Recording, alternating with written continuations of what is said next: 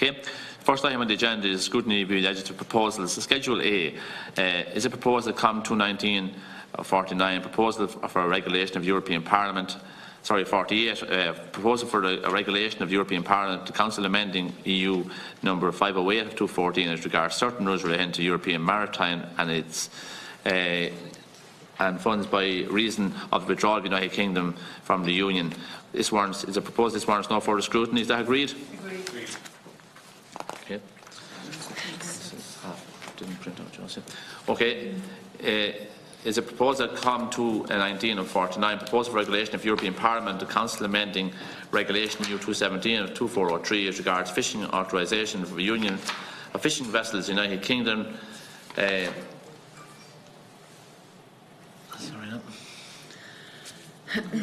Fishing vessels in Union waters and fishing operations warrants no further scrutiny. Is that agreed? Agreed. Okay. Okay. I propose we suspend briefly for a couple of minutes to allow Ms. Grace to take her seat. Ms. Grace to take her seat. No.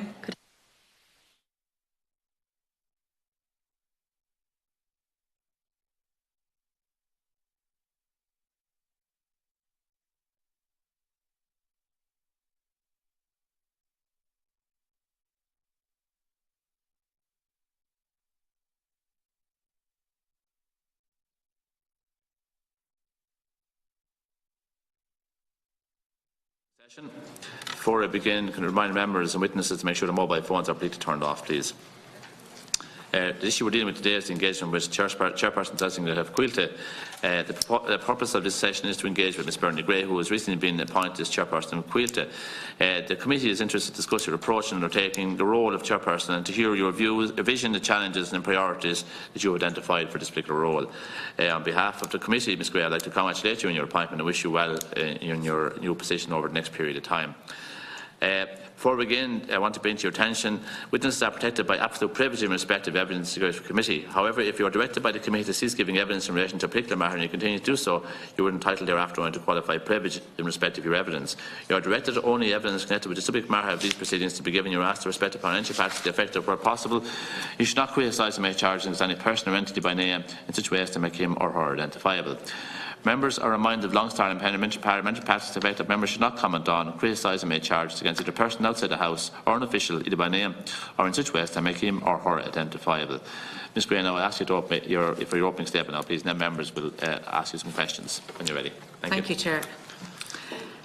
I'm pleased to come before the Joint Committee today to introduce myself to the members, give my initial views on the vision for culture and outline my approach to the role as Chairperson.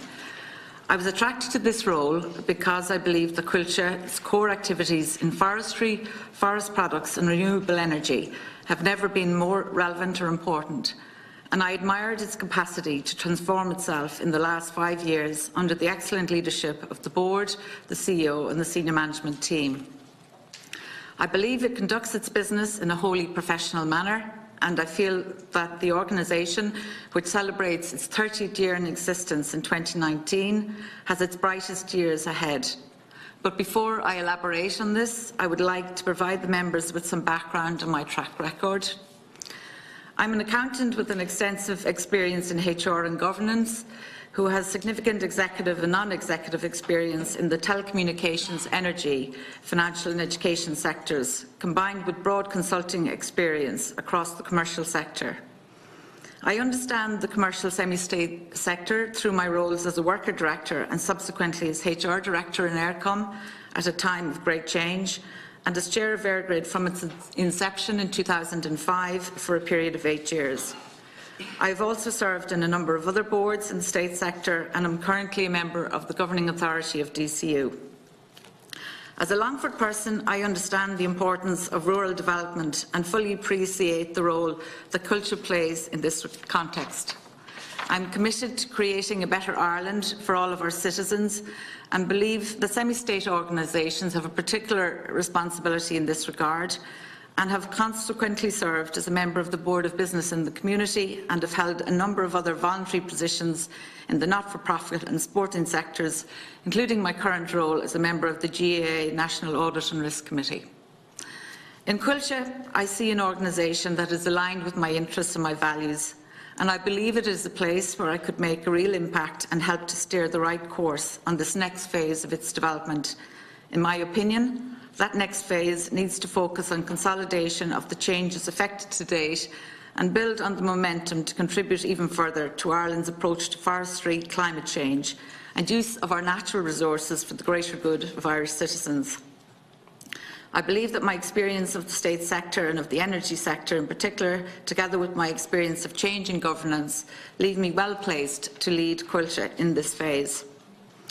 Coillte was established in 1989 as a commercial state company and has been on a journey of change and transition from being embedded in the civil service to becoming a profitable, innovative and customer-focused state-owned commercial company. At the core of the business is an estate of 7% of the total land area of Ireland, or approximately 450,000 hectares, in excess of 1 million acres. This estate is comprised of around 6,000 individual properties, which are spread right across the country. This dispersal of properties means that Coillte is not only the largest landowner in Ireland, but it has a very substantial public interface and a deeply rooted relationship with the communities in which it is embedded. And I will return to this social dimension of the company and its unique role within rural Ireland later. The core activity on Coiltte's lands are, of course, commercial forestry operations. However, the estate features extensive upland areas, which have some of the best wind resources in Europe. And in the last 10 years, through its land solutions business, Coillte has established itself as one of the state's largest developers of onshore wind farms. Forestry and Land Solutions form two of the company's three divisions, with a third being Medite Smartply, which is focused on the manufacture of sustainable building products for the construction sector at its two plants at Clonmel, South Tipperary and Bellevue, South Kilkenny. The company is in strong financial shape. Last year was an excellent year across all key financial metrics, with record revenues of 330 million and record EBITDA of 115 million. This strong financial performance, combined with the sale of Coiltte's interest in a number of operating wind assets, allowed the company to bring down net debt to just €15 million, reinvest almost 40 million in the forest for future generations and pay the shareholders a substantial dividend of 15 million. This strong performance is the culmination of a transformation which has been taking place in the business over the last number of years, which has seen the group go from cash neutral from recurring operations in 2014 to 30 million cash positive in 2017 and then doubling this again to 60 million in 2018. The company is now generating a cash yield of around 4.6%, which puts it in the top tier of state-owned forestry companies across Europe. While it is clearly important that our state-owned companies perform well financially, it is not the only reason for the state to own a forestry company. Forests serve multiple and interrelated social, economic and environmental functions. Besides providing a reliable supply of sustainably produced wood fibre to a thriving timber industry, which provides jobs and incomes in rural Ireland, forests continuously sequester carbon as they grow, and products made from harvested wood safely lock up carbon and provide an environmentally friendly substitute for carbon-intense products such as plastic, concrete and steel. The imperative to decarbonise our energy and production systems in the coming years means that forestry, forest products and renewable energy have never been more relevant, and Coillte is ideally placed to thrive in this environment. For example, last month Coillte announced that it is engaged in bilateral discussions with the ESB, which, if successful, would lead to the establishment of a new joint venture development company to deliver 1,000 megawatts of renewable energy by 2030. This joint venture could provide enough green energy to power well over 500,000 households annually, making a significant contribution to Ireland's energy transition. While our forest sector is small by European standards, it is young and dynamic and recognised by its peers internationally as being innovative, progressive and technologically very advanced. Last year, the Department of An Taoiseach published a national policy statement on the bioeconomy, which outlined a vision for Ireland as a world leader in the emerging bioeconomy. As the backbone of the Irish forest sector, Culture is well positioned to drive the development of forestry and forest products as a central pillar in that emerging bioeconomy. Forests also provide important non-commercial or public good benefits. They purify water supplies and regulate water flow, mitigating the risk of flood. They are a low-intervention land use, and this helps preserve soil stability and fertility. Finally, the life cycle of forests is relatively long, and between planting and harvesting, forests provide an important habitat for wildlife and a place to recreate and experience nature. The Culture Estate has 12 forest parks, nearly 300 recreation sites and over 3,000 kilometres of hiking trails, and it is estimated that there are 18 million visits to our forests each year. Working with other stakeholders such as Fáilte Ireland and the Department for Rural and Community Development, Culture is investing in the rural economy through the advancement of exciting projects such as the redevelopment of Avondale and 4 world-class mountain bike trails situated across the country. In addition, over 1/5 or 90,000 hectares of the entire estate is dedicated to biodiversity, which the company is intent on protecting and enhancing. Culture has participated in the recent Seeds for Nature initiative promoted by the Minister for Culture, Heritage and the Gaeltacht, at which it announced the investment of 0.5 million in the restoration of a magnificent alluvial forest at Hazelwood, County Sligo. Culture's very substantial contribution to the social and environmental benefits are funded by its commercial activities. The company recognises the increasing demand for these social and environmental services from our forests, and it is exploring how this important aspect of its work can be developed further in the future in partnership with others. Of course, as we meet here today, and particularly on this day, the biggest uncertainty facing Culture is Brexit, as the UK is a vital market for the Irish forest product sector. A hard Brexit on WTO terms would have serious implications for the company, both through the imposition of non-tariff barriers to trade and tariffs on panel products. This would likely result in significant delays for exporters, along with increased compliance costs. It is also likely in this scenario that a significant slowdown in the UK construction activity will occur, with a consequent worsening in the trading position for our products. Britain also has a relatively low level of forest cover and is therefore a limited indigenous supply of wood. It is currently the second largest importer of timber in the world, and we believe that the impact of a hard Brexit, if it comes to pass, while serious in the short term, will be overcome by larger macroeconomic forces in the medium and longer term. In addition, the Irish construction sector continues to thrive, with housing completion up over a quarter from 2017 to 2018 and signs of buoyancy continuing, at least in the foreseeable future. It is right and proper that the state expects a business performance from Culture that is on a par with the best in the private sector, and that it expects the state assets vested with it. The net asset value of Culture's balance sheet is approximately 1.3 million, to deliver sustainable returns over time. I would like to take this opportunity to commend the former Chair, John Maloney, the outgoing CEO, Fergal Leamy, and indeed the board management and staff of Culture for their achievements in transforming the company over the last 5 years. I am committed to building on the sound platform they've created and make a contribution in supporting and challenging the management to drive the business even further forward. I firmly believe we can continue to drive a strong commercial performance and at the same time provide a valuable environmental and social dividend to Irish society at large. That concludes my statement. I thank the committee and I look forward to your questions. Thank you very much, Ms Gray, for your very comprehensive opening statement. Now take questions from members. Senator Mulhern, first of all, Deputy Pringle and Senator Lombard, please. Thank you. Welcome, Ms Gray, and I want to wish you well in your new role. And, Thank you.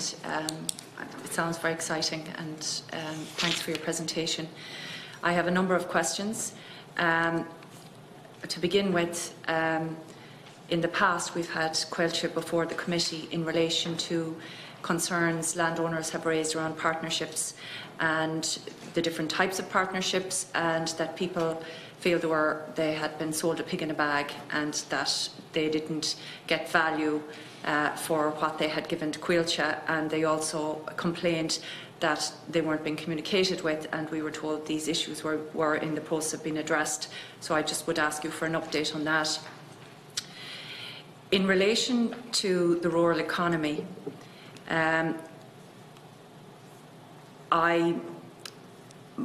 there is an issue that again has been discussed and raised at a number of times at this committee, which is the whole issue of afforestation and the impact on these rural communities. And the likes of Leitrim, we get a lot of complaints, for example, that people feel that the land is overwhelmed by these forests, and I suppose some of it is being laid at the door of the particular species of tree that's been planted as well.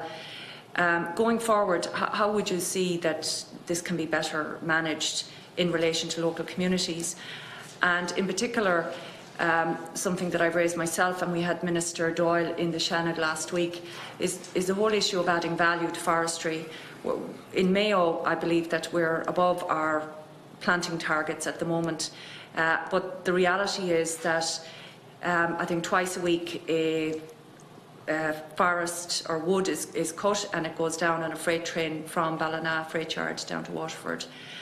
So for local people, while there may be dividends, for some, as regards there's some work being provided, there's no sawmills, there's perhaps no place where you potentially you could create wood chip. Or I think myself that in order for to make forestry acceptable and to plant more, which is the ambition, we need to show local communities, and pointing to something in some other county which is quite a distance away doesn't really cut mustard with people.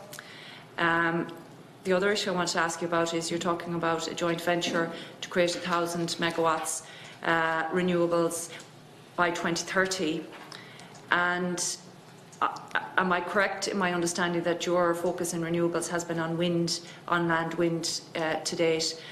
And I'm just wondering about the whole area of biomass and combined heat and power, electricity generation, and I'm just curious if you have entered into any joint ventures, what your view in relation to it as a prospect, such an energy plant where you basically have the raw material, which is the wood, to feed and sustain and generate electricity from your own resources, like other promoters or developers may not. They may have to enter into agreements with yourselves for a biomass supply.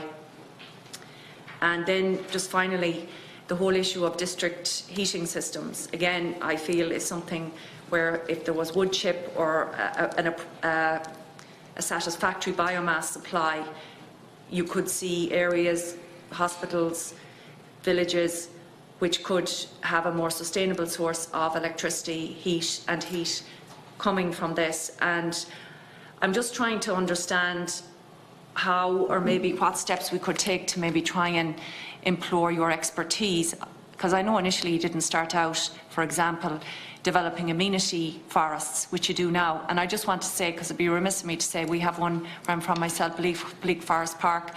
There's we have Ballycroy National Park, and the staff you have on the ground there, the management, they do a very good job, and I just want to compliment them on that. What I'm saying is that in your remit, which is going beyond just managing forests, which is now going into renewables, which is going into the whole leisure amenity area, could you see yourselves also maybe working with communities, or doing something along the lines that I've suggested? Because it seems there's a gap. Now you could suggest that gap might be filled by co-ops and that, but generally individuals on the ground, landowners, communities, don't have the wherewithal nor the finances to resource it. So thank you. Thanks, Senator. Next up is Deputy Pringle, please.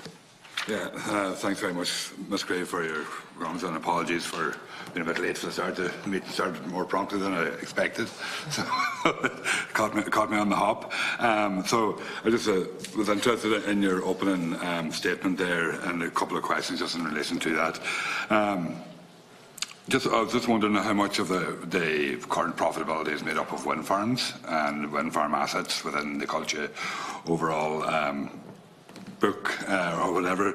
I'd just be very interested in relation to that, because I think it's a move away from your core business, and I'm just wondering what the driver is for that, because I mean a lot of the upland areas that you have seem to be, this could be an impression, but seem to be set aside for wind farms now rather than for forestry, and I'm just wondering what the ongoing or the future development of that will be. And just in terms of the type of forestry, and again, as Deputy Mulhern has mentioned, the type of forestry that's actually used there is more industrial use, and it's not really serve a purpose in terms of offsetting carbon or anything like that there, while it grows, when it's been cut down and it's releasing carbon as well. So I'm just wondering what you see as being the development of that in the future as well. I know you have a responsibility to keep the sawmills going, the two sawmills that you have there, but obviously there must be additional requirements as well in relation to that. And in relation to that, I was just wondering, in relation to the Forestry Act 1988, which is the Governing Act, as I understand that culture works to, is that up to date and is it fit for purpose at this stage? And would it be served to be, or be of beneficial to be amended to facilitate the climate change responsibilities and the public responsibilities that culture would have in terms and for the future? And I was also, you may not be familiar with this yet, but I would like to hear back from culture maybe in relation to continuous cover forestry, and whether you would see that or how you see that developing, and whether it's something that culture could become involved in as well. It's basically so that you have continuous forestry growth rather than this clear felling that we have now at the moment, where you plant and you wait for 20 years and then clear fell the whole thing and plant again, that you have continuous cover. So basically you would pick and choose so that you'd have a canopy there all the time, which would be more, in my view, would be more sustainable. And I'm just wondering if you have any views on that, and if culture would have any views on that in the future as well. Senator Lombard, next please. Yeah, thank you, Chair. I'd like to welcome Ms Gray. I think as portfolios go, you have the most unique portfolio in the state in so many ways. I always thought the OPW was one of the biggest landlords, but obviously you've definitely got 1 million acres or 1 million hectares of property. It's an amazing portfolio. And in many ways, I suppose, in the climate action, or where the world is going regarding climate action, myself and other members of this committee, I think actually 4 of us here sit around us, sit on the Special Climate Action Committee, which is probably unique. I just actually copped onto that now. 5 of us. Forgive me, the chair sits in it as well. So that's it. Very much. I think your role in that is something that I would like, you might clarify your huge portfolio, where you're going to the actual properties itself. How do you believe, or what do you believe is going to be your policy going forward regarding that space itself? Obviously, you weren't involved in the hearings that happened in the Oireachtas in the last few weeks regarding climate action. 5 of us here were very much involved in it, and we'll report out in 2 weeks' time. How do you feel about that new space that you're moving into, and how do you feel as an organisation you could be a real leader in that space regarding whether it's carbon, whether it's moving forward in management of the actual land holding itself? And where do you see the actual land holding going regarding the hectares of forestry? Do you see a purchasing campaign starting again with Cahill? Do you think Cahill will come into that space, that they will be looking to increase their actual acreages nationally? And if so, what is your target going forward for the next decade regarding the amount of land or acreages you expect will be under forestry as your core enterprise? And I realise you've diversified into other enterprises, but it's just that it's amazing that you will have a landowner in front of us that has something like, there's a 7% of the actual the state. It's a unique holding, and that brings unique responsibilities. So I'm just wondering, regarding the climate action, where do you fit into that, and what are your own personal views on it? Thank you, Chair. Senator Deputy Ryan, please. Thank you very much indeed, Chair. I'm not a member of this committee, but I'm very, very glad to be able to come in and put a couple of questions to Ms Gray. Can I say at the start that I know Bernie from previous work as the Chairman of Vergrid, and I cannot think of a better person to take on the role of Cahill. I think your record and what I've seen in the work you've done for the state is exemplary, and the way you managed that, chaired that, and other companies, your ongoing work with the GA and others, I think you're even roots in Longford and so on. We're very lucky that we have someone of your calibre willing and able to take on the role in Cahill. I think so. It's at a point of complete and utter change for the company. It is important that all five of us are on the committee. I think we've done some very good work on the Climate Action Committee, and particularly in the area of land use. The narrative is out there that this is all pestilence and the climate's going to be a disaster for Irish agriculture and land use. I think it's the exact opposite. I think it's opening up a complete new opportunity in how we manage our land. We have to be strategic in that, in having a land use plan where we work out what type of forestry where, what type of wetlands where, what type of biodiversity protection where, what type of farming where, and not prescriptive down to the farm, but optimising our carbon storage, our protection of biodiversity, our creation of rural amenities, our management of water quality, our management of flood protection, all of which are referred to in your opening address. But really, I think what I feel we need, what I would love you to do with Cahill, is to completely transform and redirect the company. It's true what you say in your statement that it is now in a very good financial position. It has come out of a very difficult period. That has been rectified. A lot of consolidation, a lot of shrinking of the company in many ways. And also a very long history over the last, since it's been established, of a certain type of commercial forestry and a certain type of commercial use of products. All that has to change because of climate change, and change for the better. It's not a negative. It's not dissing what was gone before. That was all had a real role and was very beneficial for the country in many ways. But we need you, Cahill, to do a hell of a lot more now. And I think it is, as the colleague said, it's around a completely different vision of forestry, particularly maybe in different parts of the country. My understanding is the kind of the characteristics of the north and west of the country is very different to the south and east, and we may well need different sort of forestry policies for different climate reasons and different. Like we're facing drought in the east, we're facing excessive storms and rain in the north and west. I think the forests we're looking for.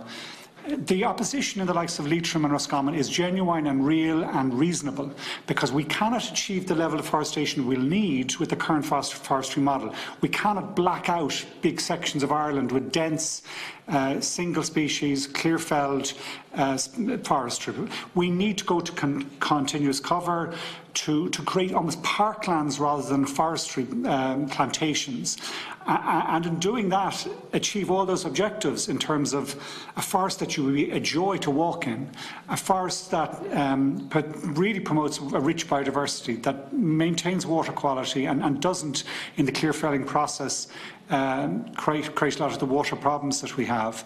So that the first key message is, I think I think you'd get support in the Oireachtas here. It certainly exists in our cross-party report for a complete change in the mandate of Cahill to recognise this reality, for a complete redefinition of what we're searching for in our national forest plantation system. We'll have to match that with new incentives and new financing mechanisms to do it. I'm confident that we will be able to do that, but Cahill has to step up to the plate too. And at great urgency, at huge scale, I mean, I think we need to go to something like 20,000 hectares per annum. And that's long-term thinking, because this is an 80, 100-year project, that type of forestry. But that's, I think, the way we need to go. And I think you'll get political support for doing that. It will match what's going on in Europe and what's best practice in European forestry. It will require a school of new foresters that are superb in their management. There's very employment dense, and it's very employment dense in the most rural parts of Ireland, which is one of the real prizes. And last but not least, if I can, Chair, sorry for going on slightly long, I also think there's a huge opportunity for our two state companies that have large land banks, Cahill and Bordnamona, to be centrally involved in the rural transformation. We want community energy. I see Cahill as a publicly owned company in the sense, that wider community sense. I think Cahill should hold on to the assets. I was very much welcome the development of the Galway big wind farm that was done recently, but I regret that it was sold on. I don't see why Cahill shouldn't build up an asset base of renewable energy projects, and with your scale of ambition, sort of 1,000 megawatts is it of potential development that you mentioned, that on its own would bring us, as part of a wider strategic plan, a lot of the way towards meeting our 2030 renewable targets. I don't think, though, it should be just develop and sell on. I think it should be develop and hold in treasure, in ownership of the Irish people as vested in a state company, Cahill. How we do that and we don't break European rules is we're going to have to be clever about it. But you have the land bank, that's the real asset. And I think the state should be willing to support and fund and look at our whole range of different funding mechanisms to make that happen. But first and foremost, you are and have to remain a forest company, but it's a new forest company.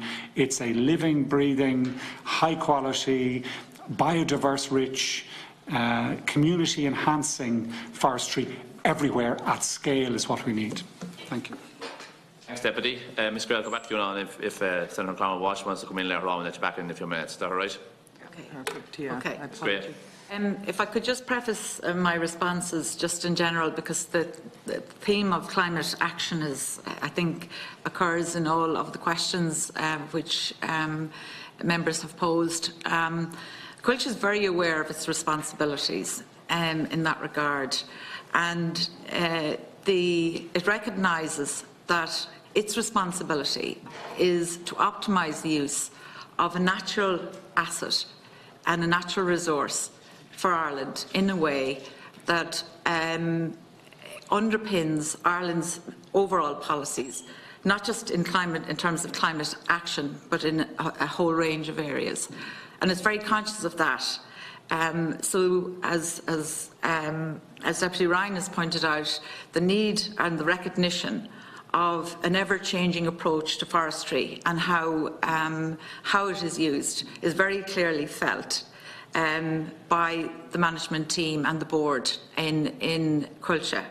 I should preface all of my responses to say that I am 2 weeks in this role and I haven't yet had a board meeting with my board. So while I've engaged in intensive briefing and discussions, if my responses are not as fulsome as they might be, if I was back here in a year's time, they might be a little bit more informed. Hopefully we'll be here as well. Okay, so having said that, just to say before I get into the detail of the responses, Culture commissioned a very extensive stakeholder survey this year, both in terms of the general public and other stakeholders, in terms of their view of forestry. And what they wanted and expected from it. And it was quite clear that the public see that forestry has assumed a predominance now, which it didn't have before. People see it as a vocational issue in terms of the necessity for Ireland to utilise the asset extremely carefully. And it's part of Culture's understanding of that which requested the survey in the first place. So it's very conscious of its responsibilities and the issues of climate action and the various manifestations of it, and I'll go through them now.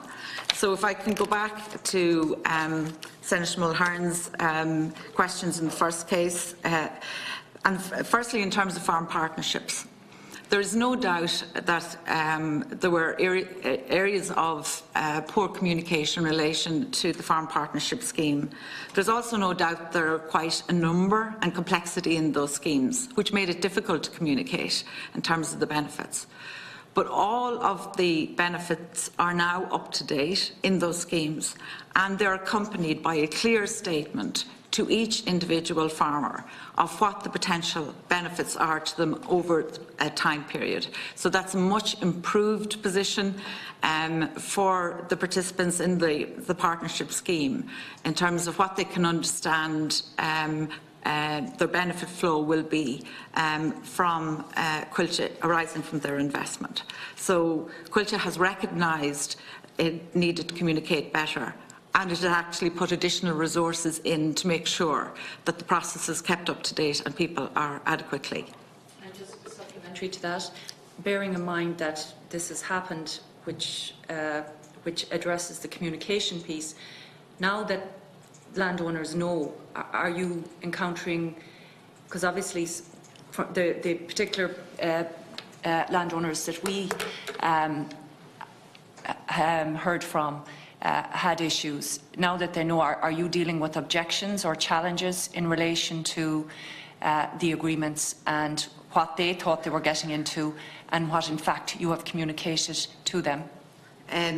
Currently there's only one case which has gone to arbitration in terms of the issues which are being experienced by people. So the vast bulk of the participants in the partnership scheme are satisfied. Okay. The second issue which you raised was in terms of the rural economy and in particular the desirability of adding value in each county of Ireland. And particularly given the level of afforestation in Mayo and the processing of the outputs from that afforestation elsewhere in the country. I think Deputy Pringle mentioned the Forestry Act as the core legislation for Coillte, which it undoubtedly is, and it places a huge responsibility on Coillte to operate in an efficient and effective way in the interests of the Irish state, so it can optimise the return for Ireland. There are trade-offs in achieving that level of optimisation in terms of efficiency and effectiveness. Ideally, it would be great to have regional centres for pulp processing close to where the forests lie. Unfortunately, the economies at scale currently don't support that. In fact, in terms of Medite Smartply and our two processing centres, one of the key issues that arises currently is a renewed possible level of capital investment in those plants to maintain their current levels of efficiency. So therefore, Coillte has to make a judgment as to where those resources are best deployed and make very careful investment decisions which of themselves will yield a proper return. So currently, while I can absolutely identify with the desirability of having a closer processing of wood to the level or to the location of afforestation, unfortunately the economies of scale don't support it. In terms of joint venture and the status of the current joint venture discussions with the ESB in terms of renewable energy, those discussions are ongoing and are due to the next milestone in those discussions will be around May in terms of where they might go or whether we can reach an acceptable path forward. One of the key issues that emerges is in terms of utilising Coilte's resources. There's about 20% of the land in Coillte which is not optimal for afforestation, but it has height and it has access to wind. And the issue is, what should Coilte's role be in making use of that asset and that portion of the asset? The conclusion that Coillte reached in its last strategic review is that it is best deployed in the development of a renewable energy source, but not as an operator of it. It is not the core business of Coillte to run renewable energy areas, but it certainly has an expertise in developing them because it knows its resource and it knows where the best potential is. So that's why Coillte disposed of its shareholding in 3 of wind farms last year, because it recognised that its expertise, it should use its expertise within its core business, and where opportunities present itself to use those assets in an optimal way, to bring it to a stage of development where it can partner with somebody else who has greater expertise in renewable wind farms, and that's why the ESB is one of those potential. Can I just ask, I mean, if culture have held on to the land and own the land, Yes. so they own the asset, the land, Yeah. asset, they're just, right, okay. And I had asked you if your plans for the 1,000 megawatts installed by 2030, what particular renewable energy source? I am familiar with your involvement in wind, so I was just wondering, I suppose quite frankly, what is your view in relation to biomass and how it is being developed and potentially how it can be used for electricity and heat, and where you see that going, you know, vis-a-vis our requirement for renewable heat electricity and also the, you know, carbon sequestration of forests themselves. Like we're all on a trajectory for wind onshore at the moment, potentially offshore, solar, but I'm just particularly wanted to focus on biomass and its part in electricity, renewable electricity and heat. Yeah, yeah. Deputy Ryan will know this. Various sources of energy have different levels of efficiency, and biomass is at an early stage of development in its role as an energy source. Culture is committed to using it as far as it can, but in terms of its commercial applicability beyond that,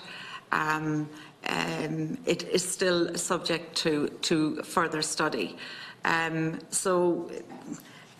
In terms of, as with a number of these areas, and it's the same argument that applies sometimes between onshore and offshore wind, which is the most efficient in terms of its generation,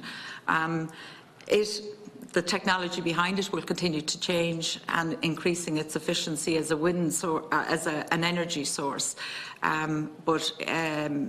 At this point in time, Culture doesn't have any specific plans in relation, other than its use of biomass currently within for SmartPly and Medite, its own plants itself. But obviously, notwithstanding, you seem to have reservations at the moment in relation to the use of biomass, say for generation of electricity and heat, or going down that avenue. But I mean, there are in the Scandinavian countries, I know it's maybe in the context of district heating systems and that, I mean, biomass is being used. Well, yeah, and it is the best thing for any economy to have is a diversity of energy sources which it's using for energy production. Biomass is one of them, and Culture is actually looking at the issue of CHP as part of the potential reinvestment in its processing plants in SmartPly and Medite. But it's an expensive technology, and we have to be happy that in making that investment it delivers a return which our shareholder is happy with. So we're only in the process of assessing those potential investment options in CHP within our own plants, using biomass as the... But you have no immediate plans? Yes. Thank you. Okay. So if we come to Deputy Pringle then, and I suppose in terms of the wind farms and the sale of the wind farms and the impact on Culture's profit, I can't answer that specifically for you, but I can come back to you on it. Your second question was in terms of diversity and diversity of forestry. I think part of the issue for Culture in its communication with stakeholders is making transparent exactly what its outline of its species mix is. There is a sense that the level of diversity in Culture's forestry stock is quite limited. In fact, the Sitka spruce only accounts for 53% of the forestry, and other conifers and broadleafs account for 36%. So part of the issue for Culture, as technology improves and as the science behind forestry improves, and you made the point yourself that there are new and emerging technologies and developments in forestry, is looking at the mix in in Quilcha's current forestry mix to see where it can get the best return. So it currently has quite a diverse mix among forestry. It is investing significantly and has in technology through its forest management system to use that information to identify what the plan should be for further mix in the species planted. And the last piece is Quilcha has engaged in graduate recruitment on an ongoing basis over the last number of years, and in fact it currently has a graduate recruitment programme ongoing for forestry trainees in order to maintain its best-in-class approach to forestry and to renew its expertise in that area. Can I just ask? Yeah. Currently, I think the guidelines are that it has to be 15% broadleaf forestry. So, I mean, culture would basically just be living within that, 15% broadleaf, and then the difference would be whatever different type of conifers, and then up to Scotch pine for the 55%. So really, there's not any real diversity there in terms of what culture is actually doing. And is culture actively looking at continuous cover forestry? Have they got any forests that are operating in that way anywhere across the country? So how do you actually know that culture is actually can achieve this, or again, if there's any value? Okay, I'll have to come back to you in terms of instances, specific instances of it. Because I think that'd be very important. And continuous cover, as I understand it, very limited, but as I understand it, it's an option for the future, and it's a lot more viable option than clear fell and forestry. Okay. And that now, obviously, it might involve a bit more work, but I think that's something that the state agencies should be quite happy to do. Like. Okay. I think. There's a question just in relation to the Forestry Act, then. Oh yeah, the Forestry Act. Is it up to date, and does it require a review? One of the issues that emerges is the Act as it's currently stated provides for quite a broad role for Quilcha in terms of forestry and related services. There is a review undergoing at present in relation to what does that provide for the role for Quilcha in terms of services which go beyond pure forestry. So to answer your question, when the review is completed, we'll have a clear... That's right, Chairman. As I understand it, the developments that have taken place within forestry since 1988, Culture hasn't participated in those because they're guiding as the Forestry Act 88, so they don't have any requirement in law to do it. And I'm just wondering, is that the situation? Is that right?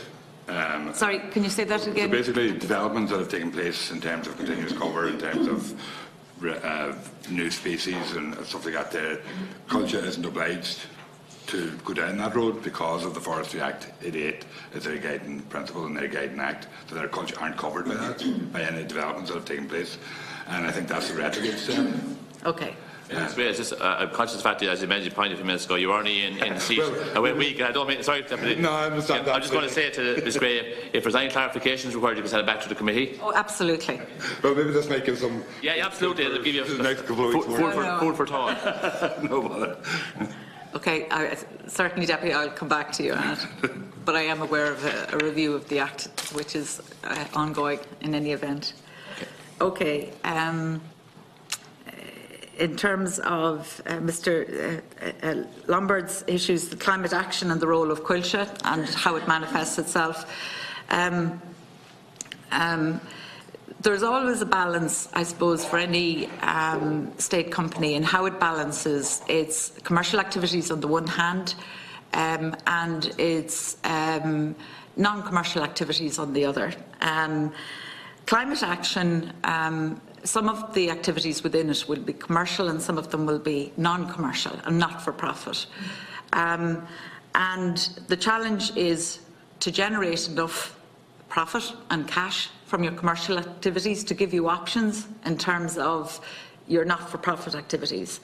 And Culture is very conscious of that, and as part of a strategic review is looking at grouping and grouping its not-for-profit activities, some of which will fall into the area of climate action, into a cohesive unit in itself, so that it can focus and mobilise momentum around those efforts.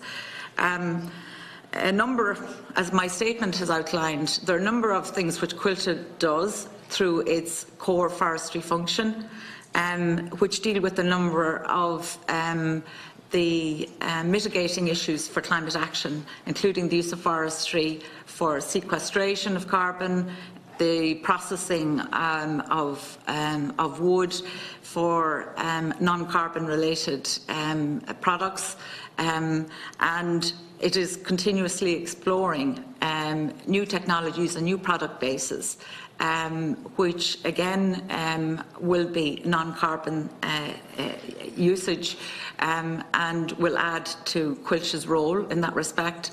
Culture is not the creator of climate action policy, but it can certainly facilitate it.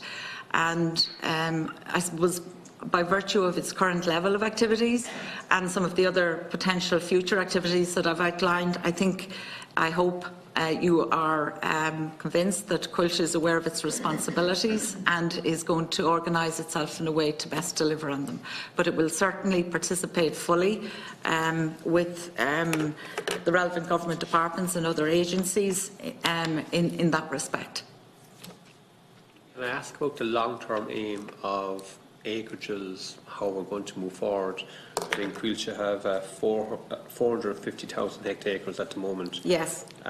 What is the long-term aim plan of forestry? Are we going to have an increase or decrease, or where are you going to go with it? Yeah. Culture is constantly swapping out its land bank, where it sees that there are suboptimal areas of land for afforestation, and is in the process of selling those on an ongoing basis. And it has actually been a net acquirer of 50,000 hectares over the last number of years for that reason, to increase its level of afforestation. However, it is not currently economic for Culture to buy land, extra land, unless it swaps it out for the purpose of afforestation. Because Culture cannot be, it doesn't receive any incentives to do so under current arrangements, and given the price of land, the business case for buying the land without some level of incentivisation means it's not an optimal investment for the company. So therefore, its long-term target in terms of increased afforestation to some extent will depend on any possible changes in agricultural policy, which might increase Culture's eligibility for incentives in this regard. It will continuously monitor its existing land bank and seek to swap out those suboptimal areas for more optimal, and that's what it has been doing to the tune and has actually increased its net base by 50,000 hectares in the period since 2014. So if I was a private operator or private landowner, I would have the opportunity to draw down 20 years of grants, but Culture doesn't have that option. Not currently. And because of that, then you'd see limited potential in buying land to actually... Well, limited potential if Culture is expected to deliver a return of 4.6% on its forestry to the state. If people are prepared to sub-optimise in terms of that return, but everything has consequences. Okay. Thank you, Chair. Thanks, Senator. Carry on, Ms. Gray. So then we come to Deputy Ryan. Thank you, Minister, for your very kind remarks. I suppose the broad issue of climate action, I think, has been addressed in a number of ways with responses to other committee members. In terms of any initiatives between Culture and Bord na Móna, Culture has been cooperating in a number of ventures with Bord na Móna over the last number of years, and in particular it's looking at possible areas of bog, which Boardnamona currently owns, which would be suitable for afforestation but with limited potential for use for turf production. It is constantly reassessing with Coillte areas of mutual interest, with Boardnamona areas of mutual interest, and that's just one example, but there are others which have occurred. So it's certainly an area. I don't think the experience of the financial downturn has certainly made all of the semi-state companies very aware of the need to cooperate and collaborate in the national interest, and Coiltte's cooperation with Boardnamona and indeed its current discussions with the ESB are very specific examples in that regard. In the past, people said, why do we need 3 or 4 companies involved in renewable energy? I think we need every company involved, and they're mutually, they are separate. I don't think we should be merging Coillte and Boardnamona. I think they're different skills, but combining the two in the way you've suggested, with ESB, with Boardnamona and with our gas networks company, makes sense. It's just recognising our relative skill sets and optimising the skill set that we have to a point to facilitate a handover or a joint venture with somebody else with a greater skill set for ongoing operation. Can I ask one last point, if I can, Chair? Yeah, just in response to Senator Lombard's question there, it is going to require different economics. When we're going towards 100-year forestry, which is what we're going to, in my mind, it is a different model. Now, there will be income streams from the thinnings and from the management of it, and yes, we may have to pay, and everything. I think that the way things are going in Europe and elsewhere is there's recognition of that, and the payment systems to think in that 50, 100-year, rather than just continuous 35-year clear fell. But it does require different economic analysis, a longer term one, and I don't think we should be. I think Coillte needs to change its. I think the legislation needs to change. I think that was one of the recommendations in our own report. We're joined again by Marcella Corcoran, who was on that committee as well. We recognising that the current directions you're getting from your bill are not fit for purpose. They need to change, and included in it is recognising that paying for or protecting water quality, protecting biodiversity, increasing amenity, increasing soil quality, all these kind of environmental goals are not currently rewarded in the model and in the legislation you have. I think the legislation will have to change, and I don't think hear any political disagreement around that. And it's as much as anything else as well, it's realising that you have a social remit in terms of the scale of forestry we're going to need has to knit into rural Ireland in a way that's socially beneficial in terms of landscape, in terms of even isolation and so on. So it is going to be a different economic model that is going to work best in that long-term perspective. And Coillte has expanded its profile in terms of recreational facilities on that basis to increase the benefits for local communities in terms of the afforestation. So there are over 300 recreation sites throughout Ireland, and it's currently in the process of developing 4 mountain bike trails. It's part of the recognition. I hear what you're saying, Deputy, in terms of a different economic model, and that's a discussion we need to have with our shareholder in terms of... Just one last question on that. Is Coiltte's expertise in parks, maybe it might be best to get the National Parks Service to actually manage and run some of that and combine some of what they do. Just seems that they may have the expertise that Coillte mightn't have to do some of that. It's a point, Deputy. There are no indications at the moment that our park management is less... They don't have enough resources at the moment, but if they did, they might be good cooperation partners. But we do cooperate with local authorities in terms who do have a designated parks management function, and we're in discussion with a number of local authorities presently in terms of the development and running of a number of recreation sites. I think we recognise our limitations, and we do want to facilitate other local administrations who have that expertise, perhaps that we don't have. Thank you, Ms. Brenda. I have 2 other questioners, Senator Cromwell Walsh and Deputy Corcoran Kennedy. Thank you, Cahill, and thank you for your opening statement, and I do wish you well in your new role. Just a couple of things. You referred to the hard Brexit and the impact that it would have. Could you maybe just talk a bit more in terms of the impact it will have on the people who depend on culture for their income streams, and also maybe what plans you have in terms of better transparency, communication and consultation with communities, particularly in terms of your relationship with private developers, in how do you maintain or how do you plan to maintain positive relationships with the community so that communities benefit most from culture. And that can be either in terms of the afforestation, but in terms of your decisions maybe to sell off land or to give away land for a nominal price. I suppose I'm looking at maybe in terms of what Cahill gave away in terms of the Corb gas project and the little returns we have for that now. So how do you examine all that in terms of the public good, if you like? They're my main questions, really.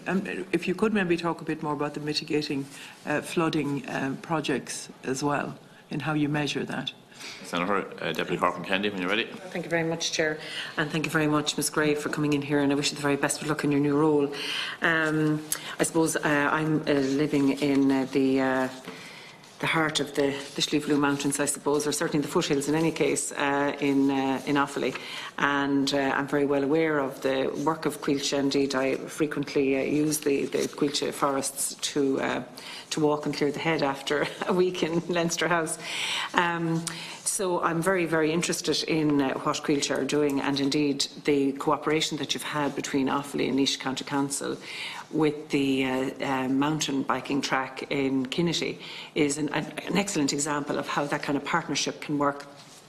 And it's great to hear that there's been additional funding provided for it and others across the country in a recent funding announcement. And I suppose in terms of using the forest for recreation purposes, I see as a huge advantage, and it's marvellous that Cahill aren't in any way, you know, I suppose, not allowing people into the forests in case of for insurance reasons or whatever, that people actually feel that they have access to these woods, and these woods belong to us to an extent, even though you're managing them, but that we can have access to them. And another one, I suppose, it's worth mentioning is Scohaboy Bog, which is in Cloughjordan beside Sopwell Woods. And that's a marvellous example of how Cahill are working on restoring that bog. I mean, it's got a specific designation in terms of its importance. And again, working with the local community, I think, is really important there. And it's something that I like to see Cahill do. I'm just curious about how you're going to your relationship with the ESB. I presume you're talking about wind farms, and you know, we have a history of objections to wind farms in the Midlands as a result of well, we won't go into the reasons, but anyway, there was a lot of objections, and I think a lot of the climate deniers were born out of a lack of communication, I think, around why we needed to look at renewable energy. So you know, maybe you might be able to elaborate a little bit on how you're going to engage with communities around this, because I think community engagement is really, really important. I think Bord na Móna are the model where it works very, very well, where they're a trusted state agency and they engage really well with the communities. And I think that level of detailed engagement is really crucial to get those kind of projects over the line. I'm just wondering if that's something that you're looking into yourself. In relation to the bioeconomy and, you know, the diversity of the woodland, you know, where you do have the large plantations, I see it's a fifth of your plantation is biodiverse plantings. You know, the monoculture, I'm not sure is how long you can sustain that, really, because a forest of Sitka spruce is a very silent forest because there's not much going on in it in terms of what you'd find in a more broadleafed forest, whether it's, you know, a variety of different plants that have self-seeded or whatever. It's very different altogether.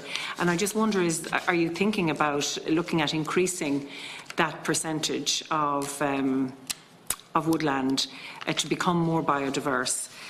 Because, you know, as we've referred to earlier, or other speakers have referred to earlier around the Climate Committee work, there's been quite a lot of consideration around what we need to do, because there are some members here who will be very concerned about very high levels of certain types of monoculture in certain parts of the country. I think colleagues here have mentioned it up in Leitrim.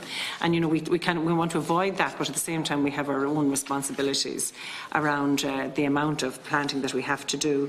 And I'm just wondering also, you know, how much bogland does Coilte have, actually? I mean, I referred to Scoboy there.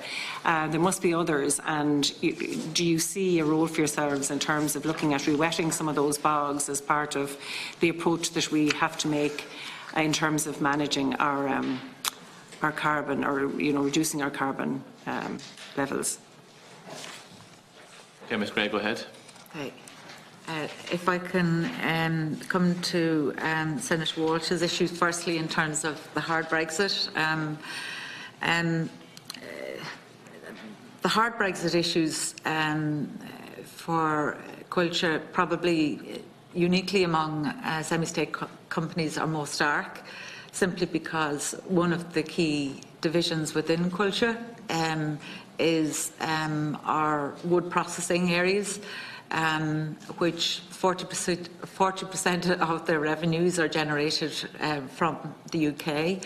The UK itself, as I said in my statement, is the second largest importer of wood and wood products in the world. And therefore, we have built up a large market in the UK for our products. However, Coilte has taken extensive steps to prepare for what it knows about what a hard Brexit will mean. It is likely to mean the imposition of tariffs up to 7%, thereby reducing margins. If that happens, it's likely to result in delays in processing and transport. But in order to counter that, we should firstly look at the financial health of Coilte. So it has a much stronger balance sheet now than it has ever had. Its capacity to sustain a reduction in margin, it's much greater now than it was as a consequence of all the work that has been done in the financial health of the company currently. The second thing, Coilte has stockpiled to some extent in the UK in order to give it a transition phase in the event that a hard Brexit occurs, and to allow the market to adjust itself. Again, given, as I outlined in my statement, given that the UK's need of our forestry products is so great, and not just ours but others, it is likely that there will be more macroeconomic initiatives taken by the UK to deal with it. So any imperfections or inefficiencies in the market which occur as a consequence of the hard Brexit should be mitigated over time because of necessity. Otherwise, it'll have serious implications for the UK, never mind ourselves. So in summary, Coilte is in a much better place than it ever was to deal with any reduction in margin occurring as the result of impositions of tariffs. It does have an exposure to the UK market, which is significant, but it has taken and has planned a number of measures to try and mitigate that, at least in the early phases. No doubt, in common with lots of other people, we're going to have to wait and see what happens. But we know we're flexible enough to deal with it. In terms of community and consultation, one of the key benefits which Coilte has, as indeed does Bord na Móna, and it was referred to by Deputy Kennedy, is its staff. Coilte has a nationwide staff of foresters that are respected by local communities, that understand local communities and live in those communities. So it gives a very good base for Coilte to understand what is important to communities and how it should consult with them. Coilte is also one of the primary companies in its use of community gain, where initiatives are taken locally which do have implications. It is prepared to invest through community gain and investment of monies into local activities to recognise the implications for the local communities of any changes it may make. So in terms of the future and what Culture will do, I think as Culture's range of activities and its diversification in its use of forests, not just for forestry but for recreation, for climate change purposes, increases, I think Culture clearly recognises the need to consult on an ongoing basis. I think the key issue will be the extent to which we can use our own staff on the ground who understand the issue from a community base to inform the way that Culture approaches things and how it will do it. And it's certainly something which EirGrid didn't have, for instance, at the point where it was rolling out its transmission development. And I know as chair of the risks it ran as a consequence.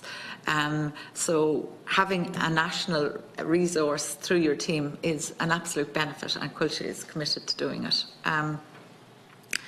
In terms of flooding plans, I don't have the specifics in terms of flooding plans, but it is something I will come back to.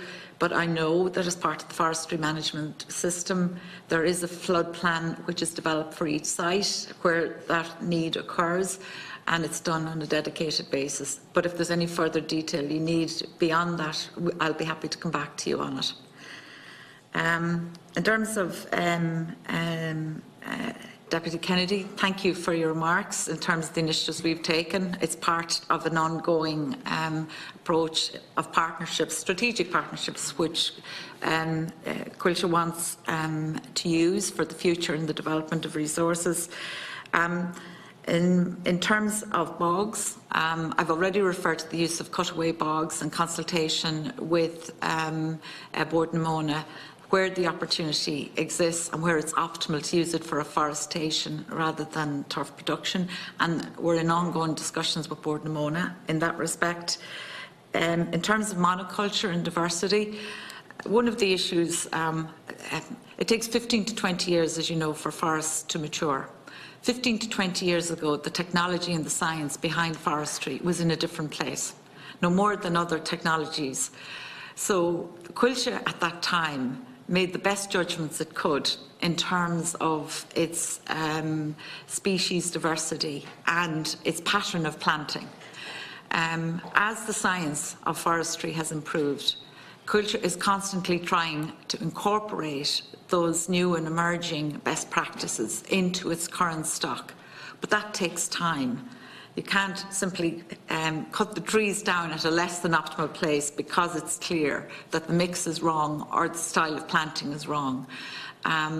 But it is very conscious as part of its forestry management plan over time how it will do that as that new science emerges.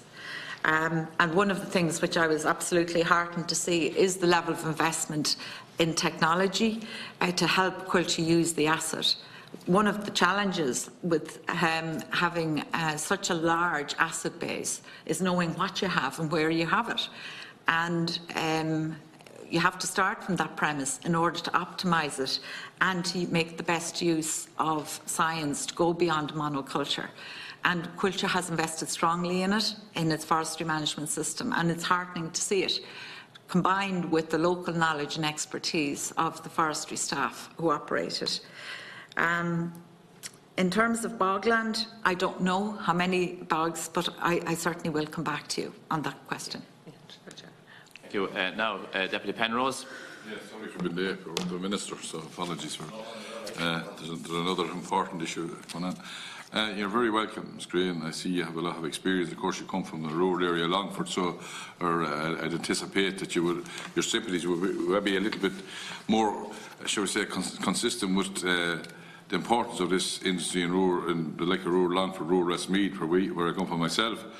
You'll know the importance of the Glennons and what they've done down there. Tremendous company, international company now, and of course they'll be watching Brexit very closely in terms of the exports and that, although they have a presence, I think, in Scotland and that, and so at least they'll have that to try and mitigate the impact of a hard Brexit, which is getting more likely as we sit here in that regard. But I mean, I know my uncle was in the forestry for 40 years, worked as a part of Culture, the old Department of Forestry. And one of the things that is a huge regret to me is the fact that you may well have turned the company around, or your predecessor will, and you will continue that role. But it's at a huge sacrifice. There's a lot of forestry land around me at home. Westmeath has very good land, but a significant tracts of forestry, Barnestown, where I live myself. And I remember there used to be 3 or 4 men all year, tinning, doing all that type of work. And doing down into Mordenstown, doing down into the Red Bog, doing across into Ballinafid Forestry, across into up to Lochna Valley, all areas. But you'd find a snipe, which are a dying breed, a lot quicker than you'd find a human being. So I mean, I love the bottom line scenario that's always outlined by people like yourself, who's an accountant. So I can't condemn accounting. My own daughter's a chartered accountant, so I'm not into that. But nevertheless, accountants always look at the bottom line. That's all you're interested in, the EBTA and all like that. I was in the government in 2011, 2012, when this whole thing started, when they were begging ye for 3 or 4 million dividends. Now I think it's probably 15 or 16 million, you know, over a period of time, which is a great return, and I'm all in favour of getting a return for the state. But I would like to. I think we were very poor that time. I remember Minister Noonan would scrape a pot for a couple of million, but now I think we're a little bit better off than that. So some of this money has to be reinvested back into, and don't discard the human input in terms of what can be achieved with forestry in that regard, because the mechanisation is all right, you know. So I mean, you own the guts of 1 million acres or thereabouts, I think, as I understand it. So I mean, that's huge. And as I said, there are very few labourers in the maintenance of forestry and very few employees employed. You know, one time the aim was to plant about 10,000 hectares. And we fiddled around with 5,000 hectares, 6,000, 7,000. There was almost a cheer from the sidelines when we achieved that. But you have, I mean, for a company with a state input, and I see Deputy Ryan beside me here, it's a disgrace that we didn't achieve. How can we encourage ordinary people to invest in forestry when the very vehicle that was brought into being by the state has failed to achieve its own targets? So the first thing I would ask you, as Chairperson, Ms. Gray, is that to make sure that we set about achieving those targets. I'm not going to lecture anybody on the importance. I mean, forestry are just, you know, they're a huge reservoir for the present protection and prevention of destruction of wildlife. Huge area there. There's a huge the protection of flora and fauna. That's huge as well. I mean, young people can be brought to the forest. I know there's a huge recreation and environmental sustainability, and indeed holiday and leisure. Now you're into that. At one time, I thought you were going into nursing homes, and I think wise heads prevail. Even I, as a non-accountant, would say that I'd say you would pull the plug on that if it wasn't pulled before you reached it. But that type of stuff. But anyway, that's why I got very angry when I heard a like of that talk and not achieving the forestry plantation objectives and acreages. So my view is I'm very much strongly in favour. We see the huge role of carbon sequestration. Absolutely vital. And I would hope that you would work with farmers, because I believe myself there's a huge opportunities for farmers with small tracts of marginal land, and even not so marginal, to engage and maybe to sell to work under 5 hectares or 10 hectares and that. And I hope that the Minister for Agriculture will eventually have a kind of an incentivisation for farmers to do that, because let's be honest, I know it's not your remit here, but you're in personal figures. Farmers cannot go on forever producing a product in which they're absolutely getting decimated for in the beef sucked in an area, and they will need something to complement that thing. And I think the forestry area is an area that represents a potential, a significant potential for them in that regard. And I think there has to be a role for the farming community, and a culture will be prepared to work with the farming community in a collaborative basis, not as a competition. You know, and now you have extended your commercial remit, and I understand that. I think I just can't think of it. Down beside me, I was there at all the uplands and everything, shocking away mine slips. But I mean, you did sell an area of land at Newcastle there, Forgney. You'd be familiar with the holiday home thing, and that's going to be huge. It's actually opening, I think, in summer, ahead of schedule. I just imagine I can't think of the company, and I was with them another time. But anyway, Centre Parks, yeah, huge. and that's going to be huge, and and fair play to you for doing that. That's good, and I mean I salute that there, Newcastle and Forgney, and it's a big area, and I know that the former Deputy Bannon would be very excited for the opening coming up of that if he was here, and it serves. So that's a new area you went into, and in fairness you played a very constructive role. I want to acknowledge that, and that's the type of thinking that I think that you will bring to that, because again, I'm not saying you're a rural person or in any derogatory way, but I know that you would surely take cognizance of the rural impact of that type of innovation by your organisation, which has been saluted by all and sundry in that regard. And I'm sorry, my apologies for missing your contribution, but I have a copy of your speech and I read through it earlier. In that regard, I mean, I'm not going to repeat the questions of Brexit, because the chairperson and others would, I'm sure, address all those things, and you're addressing them. And in fairness, I think it's a bit churlish of us to be asking you or anybody else to try and extrapolate what's going to happen when, from hour to hour, from day to day, nobody knows what's going to happen. So I'm not going to be unfair to you in relation to that regard. But I think there's lots of potential for you to, continue the thing. I think there's targets to be achieved, and I think you should set out to ensure that we become, even more self-sufficient in terms of our product hardwares and all like that, which are extremely important, not just in terms of achieving the carbon reduction targets, but in terms of the industry as well. Very often we have to import a lot of our roofing materials, for example. I think a lot of that can be done here in Ireland, and it will contribute to the construction industry as well. So, but well done, and I wish you well in your tenure as chairperson, and I've no doubt that your expertise, which is wide and varied, and I acknowledge you also, like myself, a significant GA background as well, so I acknowledge that as well, and I look forward to working with you over the period of time. Deputy, Ms. Gray, do you want to conclude, please? Yeah, could I just say, firstly, I'm not a pure accountant. I have extensive experience in HR, so I really, hopefully, empathise with her. That's very good. I'm delighted to hear that. Better not tell my daughter that. In terms of hard Brexit, one of the issues, and I did respond to Senator Conway Walsh on that point, but Culture, in making its own preparations for Brexit, is also facilitating its sawmill customers in their preparations, and you mentioned Glennon's as one of those, and it's doing those under the context of a group which has been established with IBEC, and it will continue to do so. In terms of the staffing and the human element of culture, part of the consequences of efficiencies is the production of cash and increased delivery in the return on forestry, which gives culture and the state options which it didn't have before. You were making the point that people are very invisible in terms of there are actually over 800 people employed in Culture and 1,200 contractors. So the model of resourcing in Culture has changed.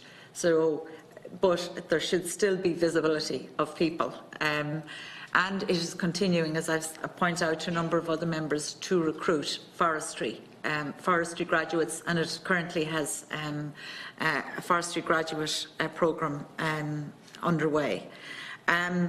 In terms of forestry targets, one of the points I was making to other members is Culture is at the moment, its capacity to acquire land for the purpose of afforestation isn't economically viable because it is not incentivised to do so. Therefore, the cost of the land makes it prohibitive without any further incentivisation for Culture to do that.